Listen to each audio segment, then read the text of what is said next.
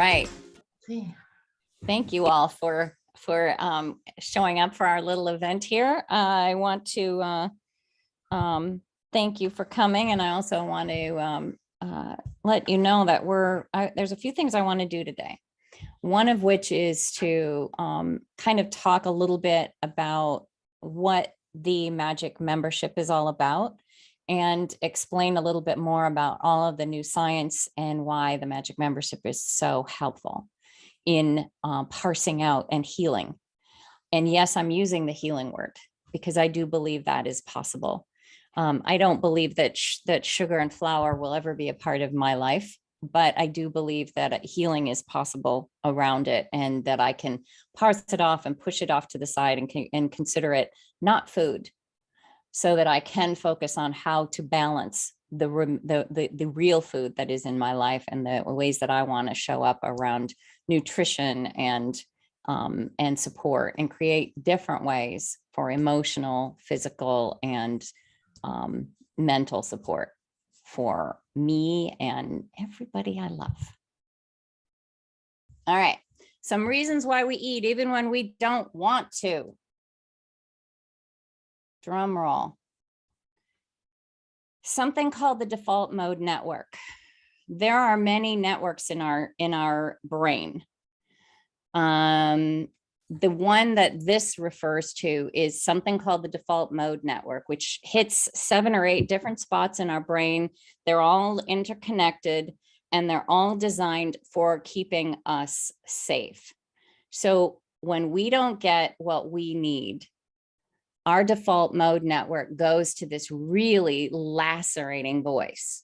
So especially when we're little, the default mode network is formed even before we're born, and it starts and it's activated or becomes lacerating. And I use that word not lightly, but a lacerating voice is what we end up hearing when we haven't had enough warmth in our childhood, when we haven't had enough resonance, enough of what I was sharing earlier about the community, when you can look at someone and see that they're engaged with you. If you smile, they smile. If you laughed, they laugh. But if you did not get that kind of response when you were a baby, chances are you're not going to develop a very warm default mode network. Most of us are in this place of lacerating voice. And in essence, this is the original inner critic. It's the voice that we hear that's doing everything to keep us safe.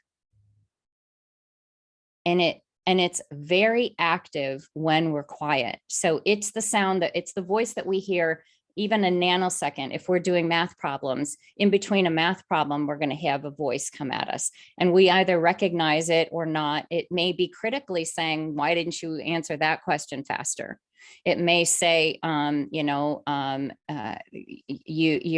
really uncomfortable in those jeans. It may say any number of things, and it's very active when we're quiet, which is one of the reasons people have such struggle when they're meditating. The default mode network comes out, especially if we use the gong feature and have the timer going and everything is quiet.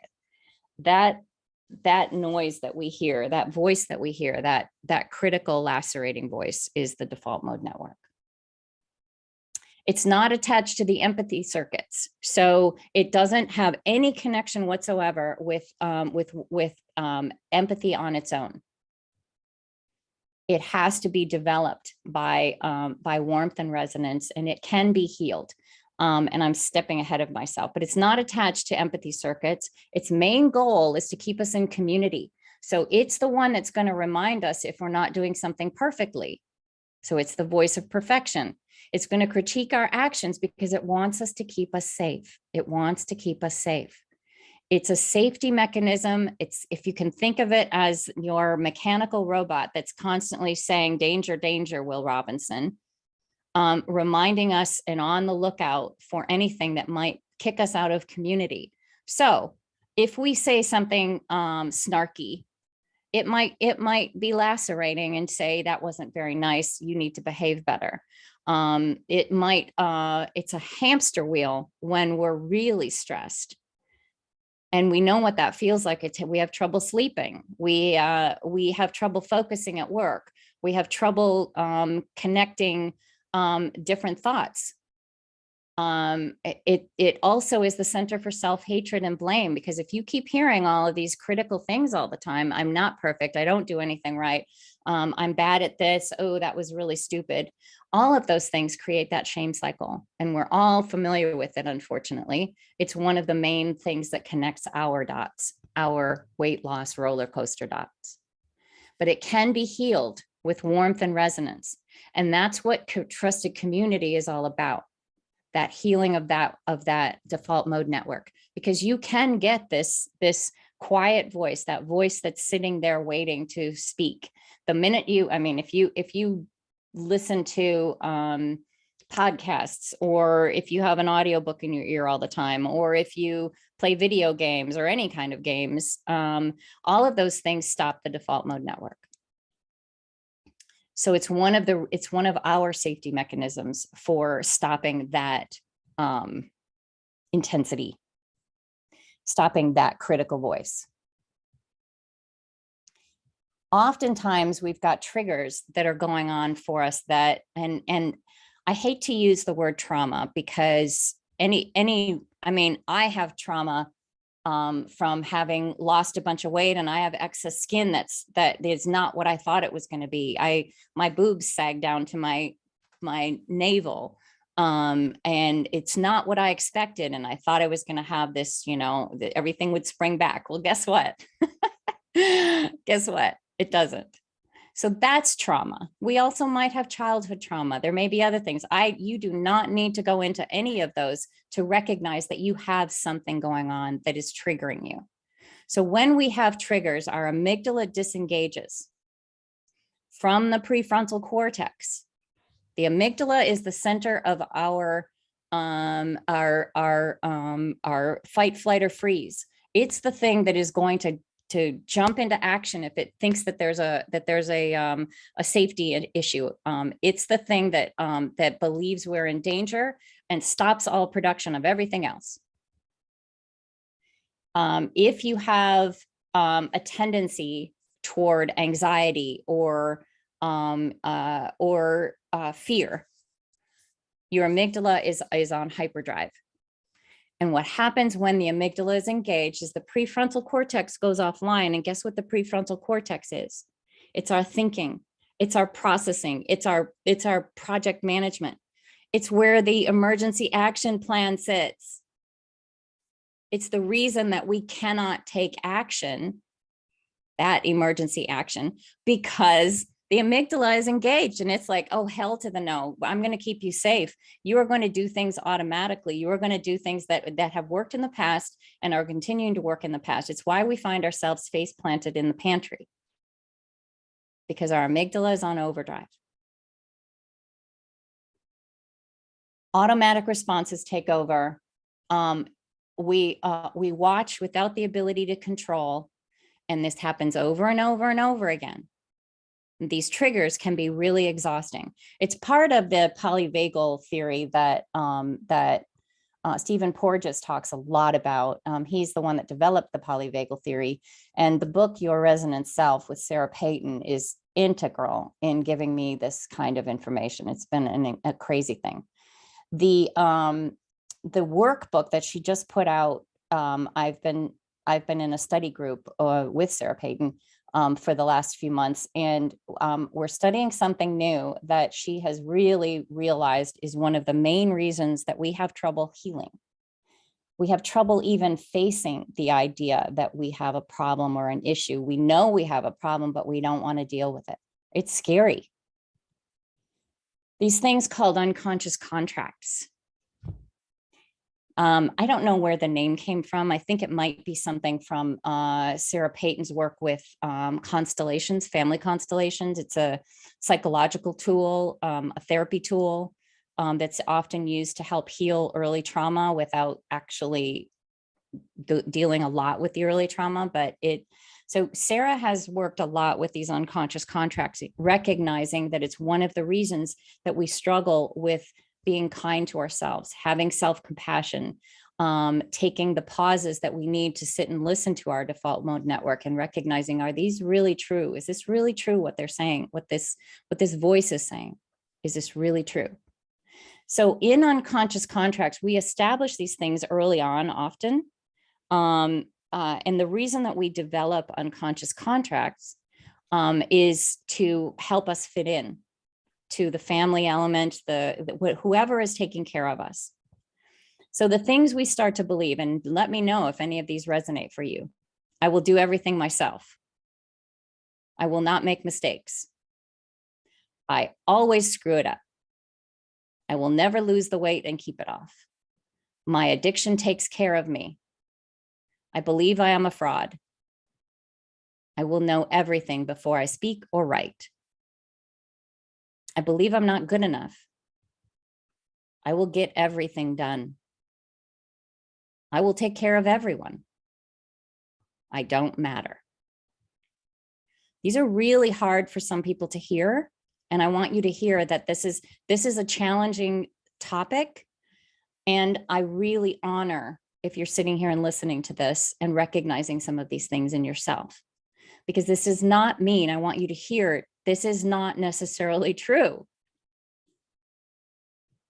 It's not necessarily true. We may be working really hard at doing everything ourselves.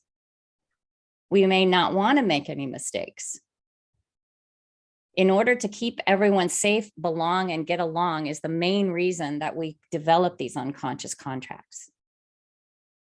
And so when we're figuring out what ours are, what things we've got at the base of our existence, at the base of our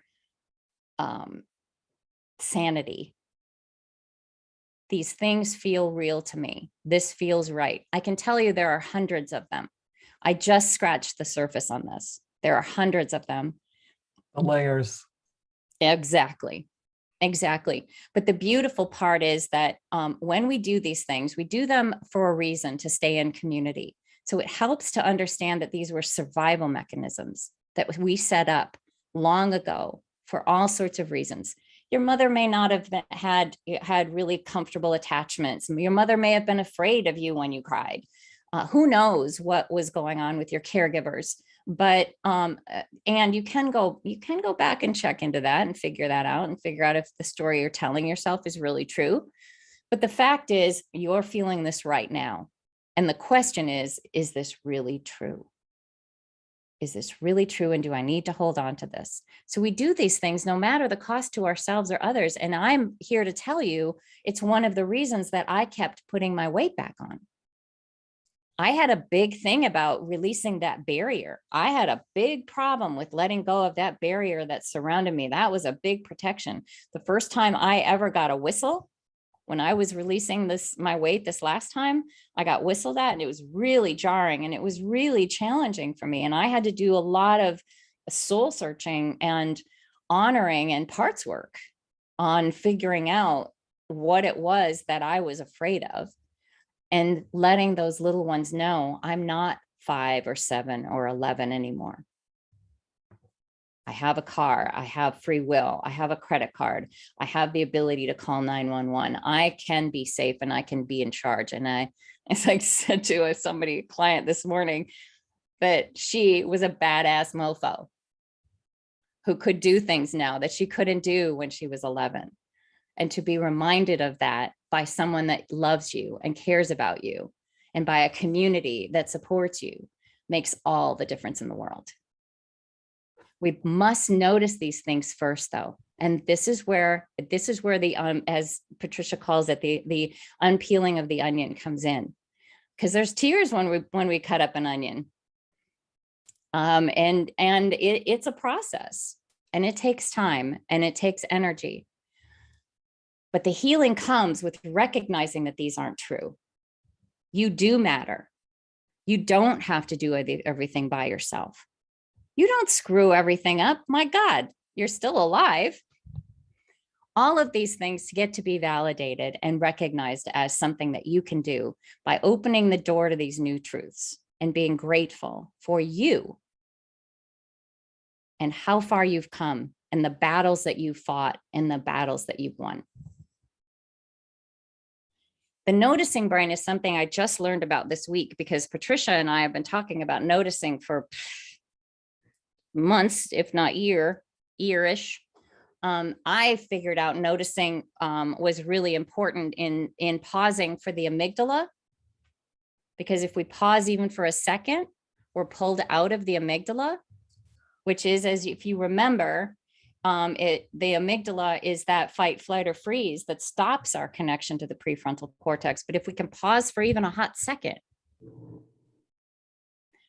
it makes a huge difference. But Patricia brought in the spiritual and the Zen reflection. Yeah, when you're noticing, you go from the critical mind. You're noticing, oh, look what I'm doing. I'm really angry. Or look at, and you're noticing. You're going from that critical mind, noticing, to your presence, to the here and now, and you don't have to figure it out. Answers will come to you. That's just my take on it. You do the scientific, and yeah. Right. But really important, because we cannot, I don't think, just because we understand that this is what my brain is doing, that's not the healing. The healing is in the work. The healing is taking the time. The healing is recognizing that these voices aren't true, recognizing that that you have value.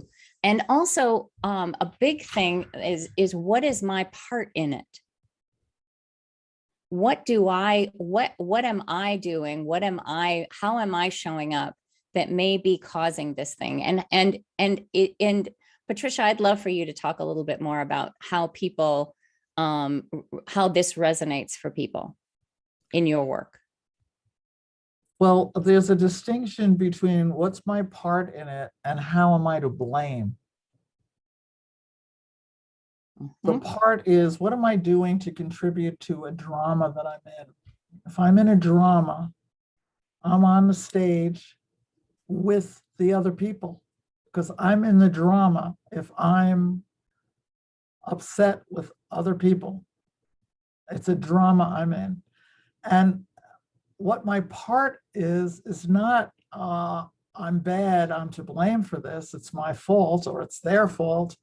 My part in it is, what am I doing to contribute to being in the drama, and how do I get off stage? I want to get off the stage, metaphorically speaking, of the drama, if that's what you're asking me for, Sonja.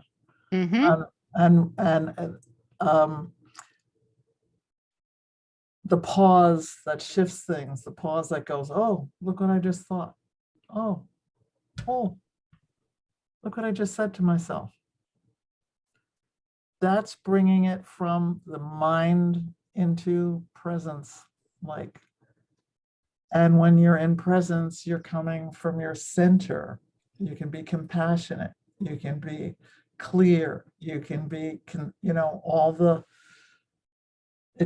compassionate for yourself, and curious. Where did that come from? Oh, what does that remind me of? And just notice it. Even if you don't know, doesn't matter. Just noticing it will bring tremendous relief, and because it's bringing you here and now. It's not in the past. It's not projecting the future. Yes. And from the perspective that I do have a part in any interaction with anyone, I have a part in it. How I react is my part, and whether or not I had anything to do with the relationship and how it works. It's really important to recognize that we have license to shift our own behaviors, recognizing that if we're sitting, and my next slide goes into the downward spiral that can happen when we go into low vibration.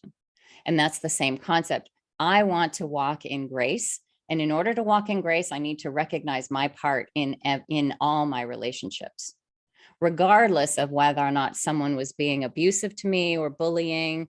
I still have a part in it. And if nothing else, My past relationships can tell me that I allowed certain things to take place. I didn't stand up for myself. I didn't speak my truth. Those are things that I get to look at. And once we start looking at ourselves through a beautiful mirror and a lens that allows for grace and vulnerability and curiosity, we're able to step back, and we're no longer in that emotionally charged place that can really set us off and cause us to go to food. And that's why food is such a brilliant marker for us. It's like shutting off a flare every time.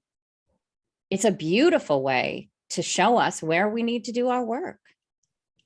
Okay, that's master reframing, I must say.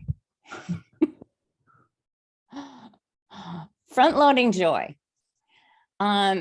This is something that I came up with when I was well, it's been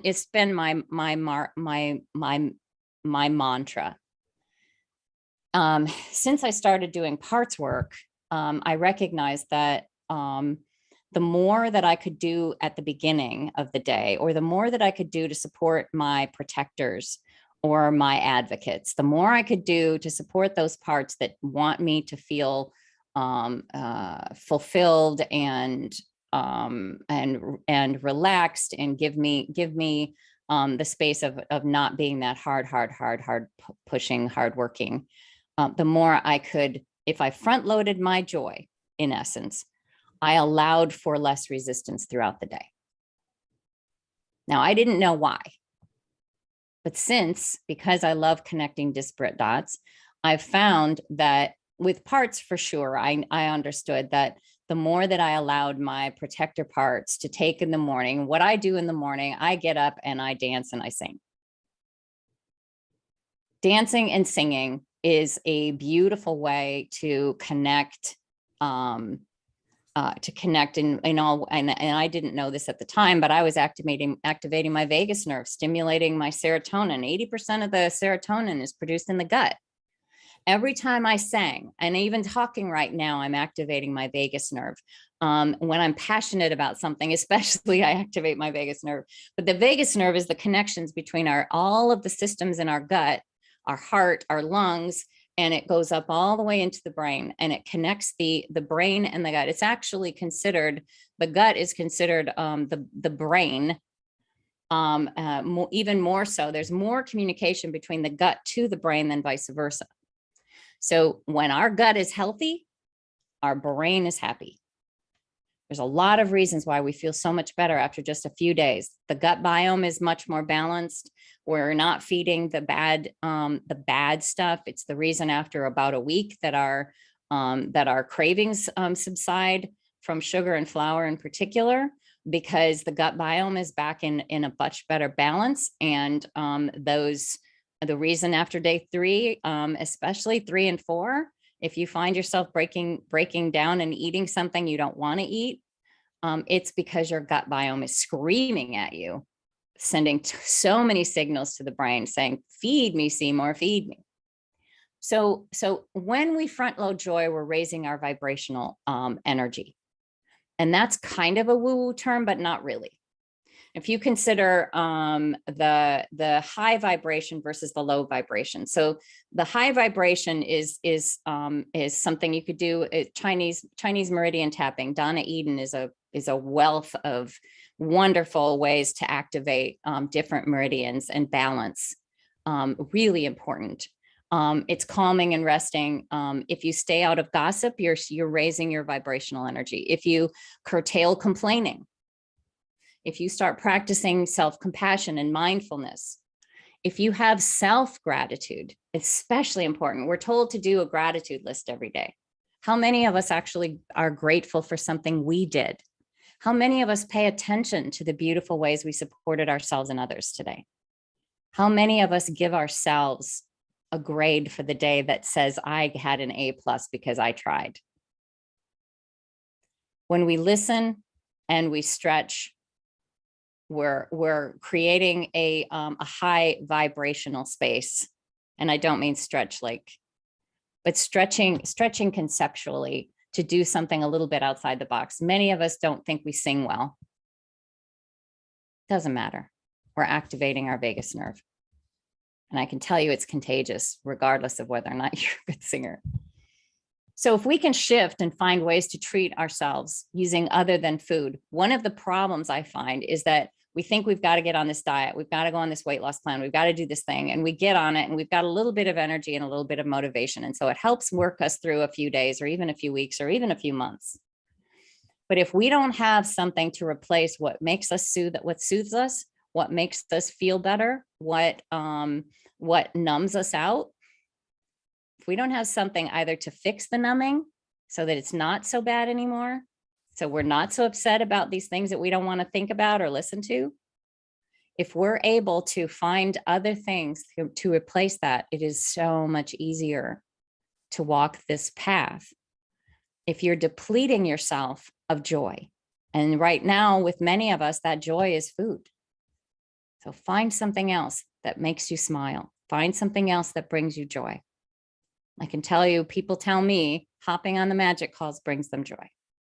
Self-care, doing your nails, bubble baths, art, as again, singing like no one is listening, dancing, very, very helpful. Our adrenals don't have a pump.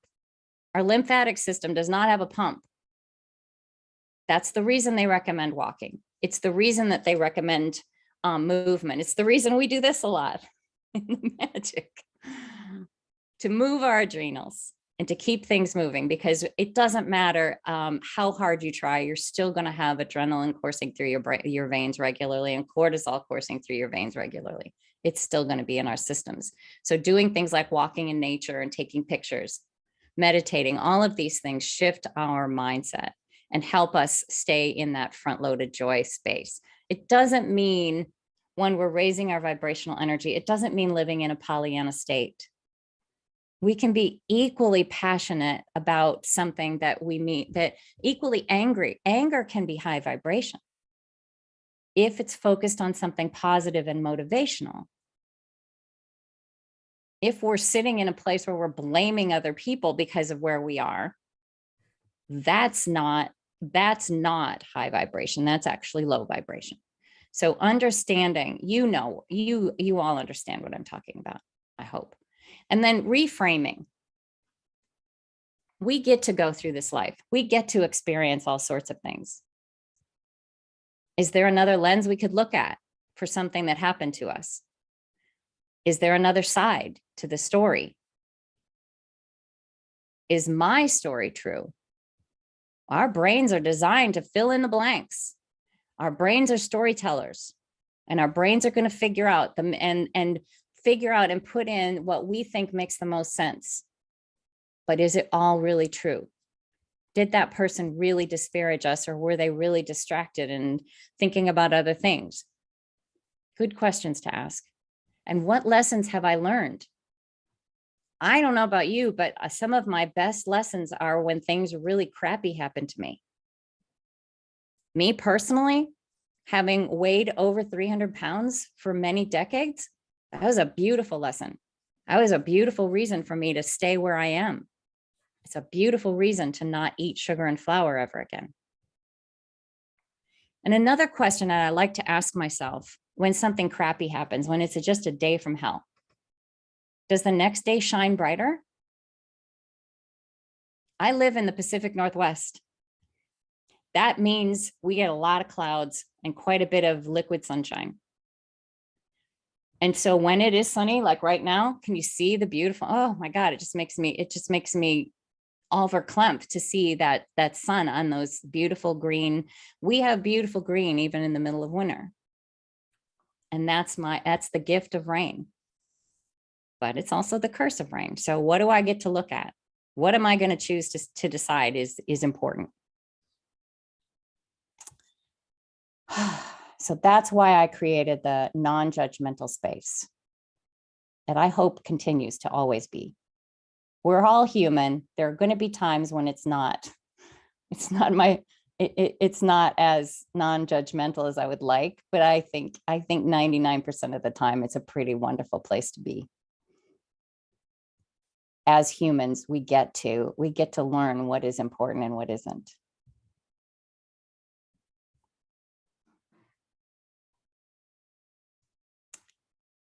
So I have said this for quite a few weeks now. I am raising the prices for the magic.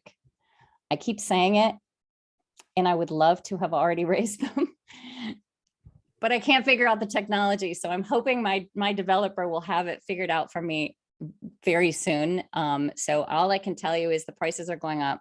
It's currently $149 a year. And if you sign up for that price, I will never raise it. So there are quite a number of Magic members here that are locked in with that price. And yeah, all I can tell you is it's definitely worth the time and energy and the money. We do a lot in the Magic. Let's see, we have 4 calls a day, Monday through Friday. We have 2 different book clubs going. We have a Wednesday afternoon book club and a Saturday, Sunday book club. Saturdays, every other Saturday, we have a Magic Words, which is writing. We had one today. It was just beautiful. So we do writing, journaling, prompts, and some sharing. Most everything is recorded. So you can watch recordings all the way back to the first Magic call, though God, it'd be fun to look back on that first call. I haven't, but it's there. We have a Facebook page where people connect. And there are a few other little gems in there too. There's an accountability support group to help people with their food. And Patricia and I are often on, I know I'm on almost all the calls.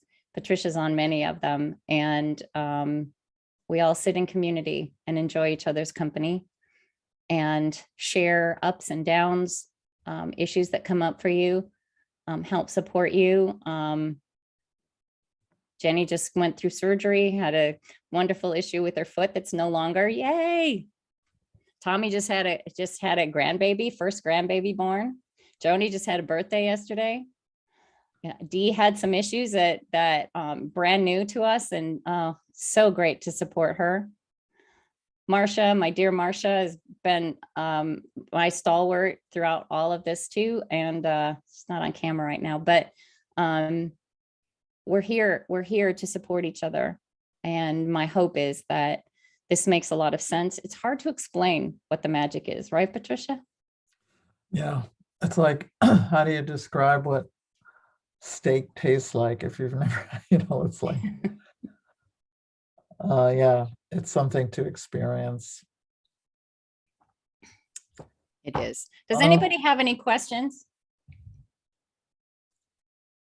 I just ran through a little bit of science. There's so much more. I've been learning so many things, so much. Oh,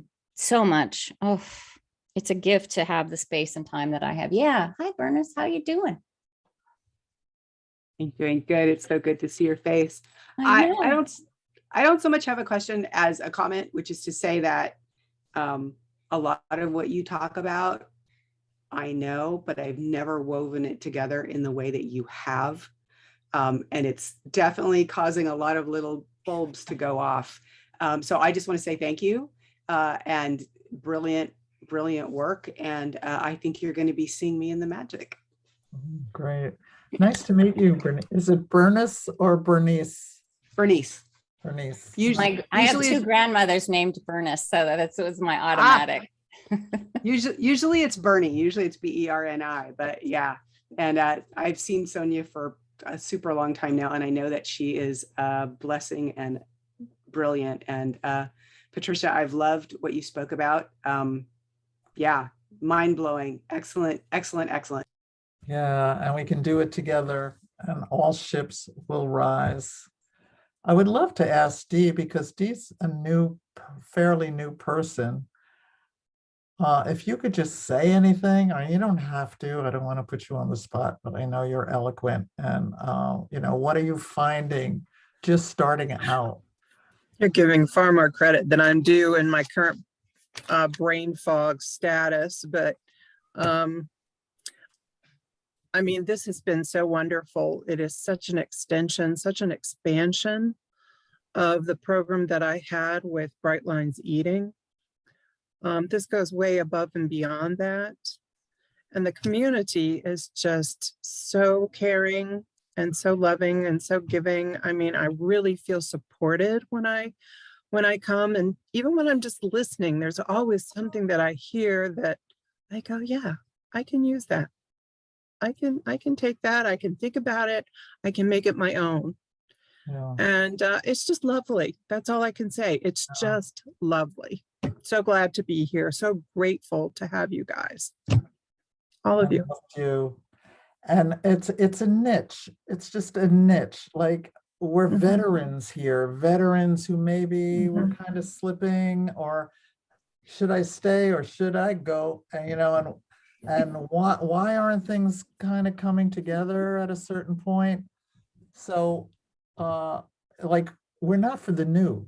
Do you know what I mean? The new person who's just starting a diet, it's not going to make any sense. But let's go down into our layers and look at it, and it's a niche. It's a certain niche. Nothing against any other programs, nothing against Bright Line Eating. It's my foundation.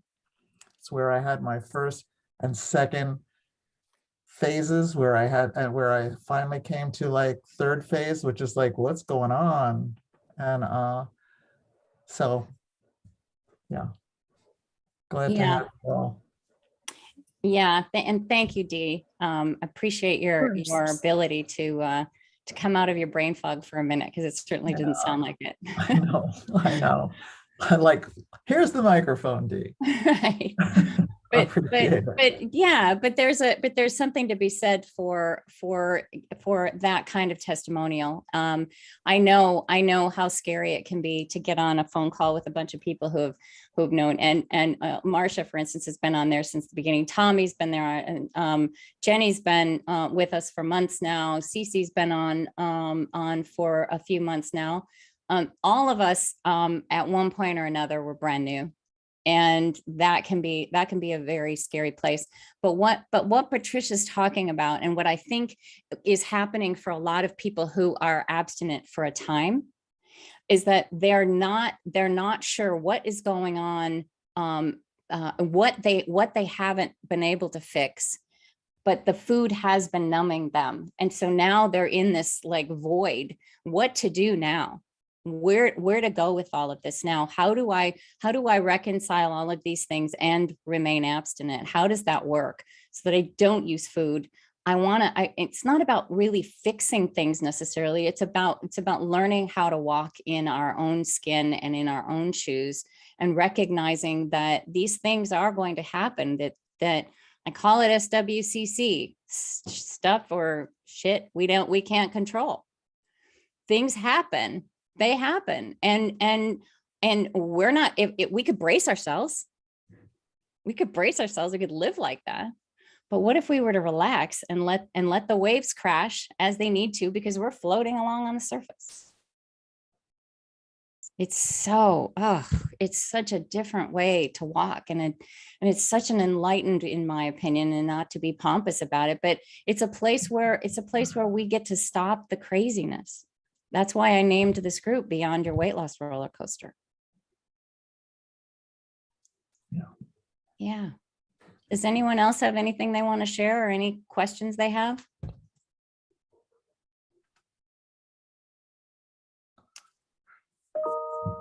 So appreciate your support. So appreciate it.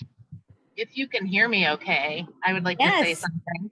Yes, love to. First driving. person. I'm driving, so I went on camera. I'd like to say I love what Bernice said and how she said it. I think that's a really, really wonderful way to say I have those feelings also. Like, oh, this is all so familiar. No one thing is brand new, but the way it all comes together, and I love how we share and how we put pieces together to make this beautiful puzzle. But also I wanted to mention that I think the most, one of the most driving points for the magic is that wherever you are, that's where the group meets you. And sometimes you need support, and sometimes you need to celebrate, and sometimes you need to vent, and sometimes you need to talk about something just boring, and it doesn't matter, because all parts are welcome and everyone is met where they are. And even when there is an uncomfortableness, I'd like to think, because I have experienced it, I know others have experienced it, as you would with any group, and something might land the wrong way for you, or you take it a certain way. It's still a safe place to come and open up about those things and talk it through. The connections are deep and they're sincere, and there's so much being offered to you. And reading and learning together. I love this. Like, here's Sonja. I've put something together that I've been putting together, but now I've got validation, and now I got to bring it to you because I got to talk about it. I love it. So I can't say enough wonderful things about Patricia and Sonja. I just can't. I could, if anyone would like to reach out to me, I could talk and talk and talk. But just sending you love and sharing the love with anyone out there who hasn't experienced it. Thanks, Tommy. Thank you, Tommy. You are a gift, my dear. Mhm. Oh, anything else for the good of the order? Anything else you want to share? I'm going to post a link for what I call discovery sessions. If there's any questions anybody has, if you do sign up for the magic, you get a link to that anyway. But I just want you to hear, you can go to my website, transformwithsonja.com, and it's SONJA. I'll also put a link to sign up in the recording here and in the Beyond Your Weight Loss Roller Coaster area. If you have any questions, if you want to share this recording with someone that you love and dear, just reach out to me. Or they can join Beyond Your Weight Loss Roller Coaster and listen to it, because it is being recorded. Thank you. Have a wonderful day. Mwah. Love you dearly. Looking forward to seeing you soon, Bernie. Bye, everybody. Have a wonderful day. The magic is there. Go find it.